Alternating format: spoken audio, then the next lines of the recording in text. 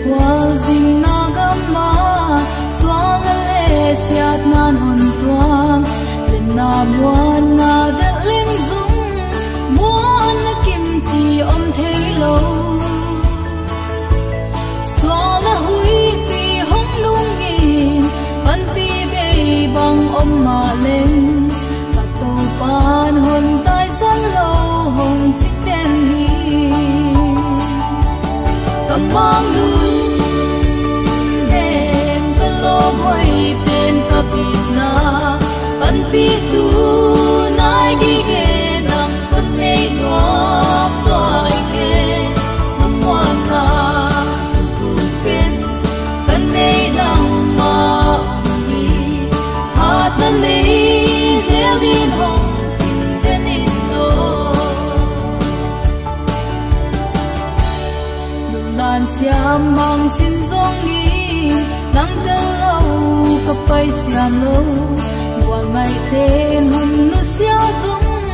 lom hoi pen nang kon nei hak sat pe dot ka tua chang nang ma ang hun bel tin ka to pan hun tai san lo hong chik ten ni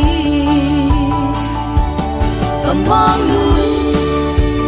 den ka lo hoi pen ka bit na an pi tu nai gi ge nang kun nei no pai ge mwan na tu pen kan nei nang ma mi hat na nei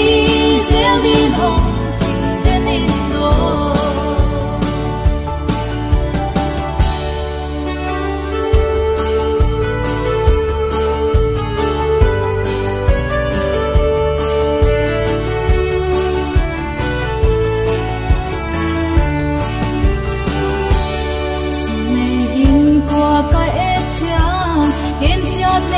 siat nan hon bom bang bang lung kyang ka om chang na khu tha tin non pi je pa na him him nei lo e so tui pi ya tum leng zong ta to pan hon tai san lo hong chik ten hi kamang nu den ka lo hoi pen ka bit na pan pi tu